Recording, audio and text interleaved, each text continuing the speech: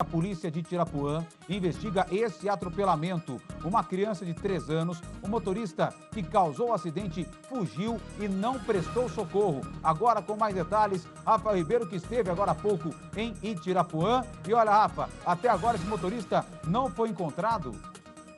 Ainda não, Valentim, ele já foi identificado, mas continua foragido. Ele não foi até a delegacia prestar depoimento e dizer por que ele fugiu após atropelar essa criança de apenas 3 anos. As imagens são impressionantes e mostram o momento em que essa criança é atropelada ali na entrada de Itirapuã. Ela estava com o irmão mais velho, momento em que essa criança acaba se soltando da mão do irmão e é atropelada por este veículo, esse motorista que, segundo o irmão mais velho, Valentim, estava ao celular e só percebeu o atropelamento depois que a criança já estava no asfalto. Esse irmão, ele chegou a pedir para o motorista parar, só que ele arrancou com o veículo e fugiu sentido Franca. Eu estive hoje de manhã em Tirapuã e agora a gente mostra a reportagem completa, inclusive com o depoimento do irmão que acompanhou todo esse acidente. Põe no ar. Essa imagem mostra os irmãos saindo do posto de combustíveis. O Murilo aparece de mãos dadas com o irmãozinho de 3 anos. Eles estão indo embora para casa. De repente, a batida. A criança é atropelada e lançada a quase 10 metros de distância. Veja por este outro ângulo. Os irmãos se aproximam da pista. O carro verde, em alta velocidade, atinge a criança. Desesperado, o Murilo corre atrás do motorista, que chega a parar, mas arranca com o carro ao perceber o irmão da vítima. Outras pessoas aparecem para socorrer o garotinho, que fica caído no asfalto. Ele me pediu água, daí eu dei água para ele. A gente foi adentrar a avenida, estava vindo um Palio. Tava vindo uma parte até numa velocidade razoável, mas só que daquele ponto ali, que é aquela arvinha, o senhor sabe, de lá pra cá, ele deu uma acelerada, que eu não entendi. Foi na hora que não deu pra puxar meu irmão, daí ele bateu no meu irmão, jogou meu irmão lá naqueles pedestres lá. Daí o que acontece? Ele se evadiu, contornou o quarteirão, subiu aqui, passou no acidente de novo e o rapaz do posto falou assim, para, ajuda a criança. Ele gesticulou tipo assim, ó, o que eu posso fazer? E seguiu. Chegou lá em Franca, lá ele quebrou um canteiro, a primeira esquina que ele encontrou, ele abandonou o carro. Nesta imagem é possível ver que o carro está em alta velocidade. De acordo com o Murilo, o motorista estava mexendo no celular. O senhor que dirige, o senhor consegue prestar atenção no trânsito olhando no celular? Não consegue. Ele estava olhando no celular, você reparou isso? Sim. Ele só foi ver que bateu no meu irmão na hora que ele escutou o barulho e viu meu irmão jogado lá do outro lado já, ué. Aí que foi cair a ficha do que ele fez. Daí ele sumiu, eu ainda corri atrás dele desesperado, pedindo para parar e tal. Ele não deu resposta. Aqui onde o acidente aconteceu já pertence à concessionária que administra a rodovia Cândido Portinari. A gente percebe que o limite de velocidade aqui no trecho é de 40 km por hora. Limite este que não foi respeitado pelo motorista que atropelou a criança.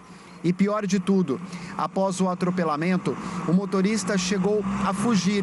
Ele deu a volta no quarteirão, passou novamente pela criança, que ainda estava caída no chão, e fugiu sentido Franca.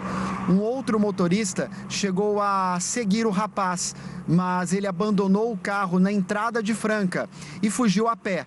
Essa foto foi tirada quando o motorista fugia para Franca. O meu colega que foi com ele, acompanhando ele, apareou a 180 com ele na pista dupla. O que acontece? Ó, o celular, ele sacou o celular sim, mostrou pro meu amigo assim, ó, aqui ó, já tô conversando com o meu advogado. Ou seja, outra impudência, tava a 180 na avenida, conversando com o advogado. Certo, isso para mim é motivo de muita revolta. O Marcos, que tem uma borracharia em frente ao local do acidente, também conseguiu anotar a placa do veículo e passou para a polícia. Na hora ele bateu, correu, virou na outra rua da frente, passou em frente, que deu uma olhadinha e se invadiu. Nesse momento você conseguiu anotar a placa do carro? Aí eu anotei a placa do carro e passei para a polícia. E teve um amigo meu que acompanhou até em Franca, no ano Doroteia. Ele pulou um canteiro e abandonou o carro. Quer dizer que teve uma pessoa que chegou a acompanhar ele até a cidade de Franca? Sim, a pessoa foi até em Franca. Ele foi até em Franca acompanhando ele. Chegou lá, ele entrou na frente do caminhão, pulou o canteiro central da avenida e entrou no Doroteia e invadiu o carro. Abandonou o veículo e fugiu a pé? Abandonou e fugiu a pé. Fomos até a delegacia de Tirapuã, mas estava fechada. O motorista já foi identificado, mas continua foragido. A criança segue internada na Santa Casa de Franca.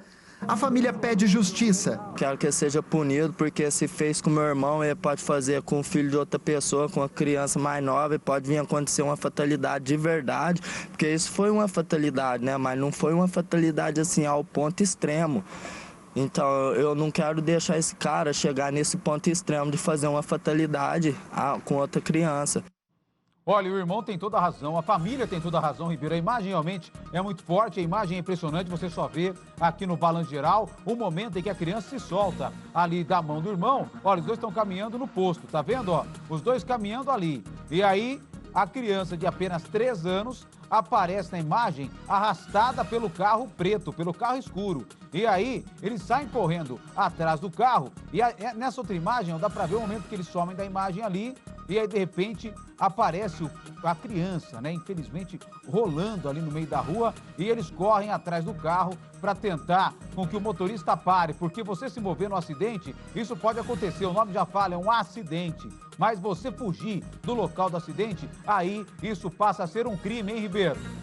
Com certeza, Valentim. Essa imagem que mostra o irmão correndo atrás do carro, ela realmente chama muito a atenção, porque se esse motorista, ele quisesse, e é o dever do motorista, ele poderia ter encostado o carro naquele momento e prestado ajuda, descido do veículo, resgatado essa criança e levado ela para uma unidade de saúde mais próxima, trazido até para a Santa Casa de Franca. Mas a gente percebe na imagem que ele chega a parar o carro, mas assim que o irmão corre em direção ao veículo, ele arranca com o carro, dá a volta no quarteirão e pior, Valentim, ele passa pelo local do atropelamento, vê a criança caída ali no asfalto e simplesmente vai embora, como se nada tivesse acontecido.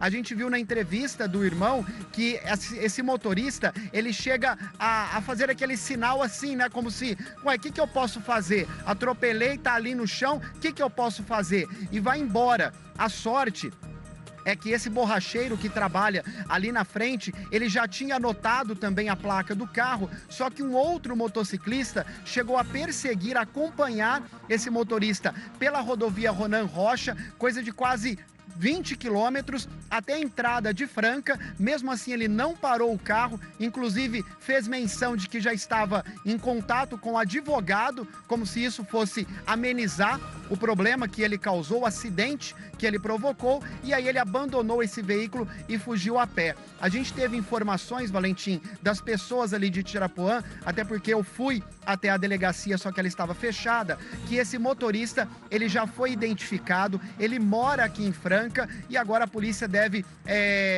pedir para que ele acione ele na justiça, para que ele vá até a delegacia prestar depoimento, talvez até peça a prisão aí temporária desse motorista, para que ele justifique por que ele causou esse atropelamento e por que ele não parou para prestar socorro. Como você disse, né? O acidente ele pode acontecer, mas a partir do momento que a pessoa foge e não presta atendimento, socorro à vítima, aí já se torna um crime. Esse trecho ali da rodovia, ele é administrado pela concessionária que administra a rodovia Cândido Portinari e Ronan Rocha. Nós entramos em contato para saber se existe algum estudo para instalar redutores de velocidade ali, porque as pessoas reclamam que os motoristas não respeitam o limite de velocidade. Nesse trecho onde nós fizemos a reportagem, o limite é de 40 km por hora, só que a maioria dos motoristas não respeita esse limite. Nós pedimos aí um retorno, mas por enquanto não recebemos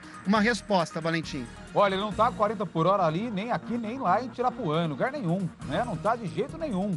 eu não sou perito, mas dá para perceber que na velocidade que ele vem, que ele atinge a criança ali, ele está muito acima, né, do que o 40 por hora que é permitido ali. Aí você fala, Thiago, quanto? 60, 80, 100? Não, aí o perito que vai avaliar, né? Mas a gente está vendo que a situação realmente é assustadora. E a criança fica caída, aparece uma mulher que presta o primeiro socorro, o primeiro atendimento, e agora a preocupação maior é pela recuperação da criança. A criança está internada na Santa Casa, essa é a informação, né, Rafa? É isso mesmo, Valentim. Segundo a família, essa criança ela está internada. O quadro de saúde dela inspira cuidados. Está na Santa Casa aqui de Franca. A mãe está acompanhando, né, o filho ali de 3 anos, mas a gente não conseguiu atualizar o estado de saúde junto à unidade hospitalar.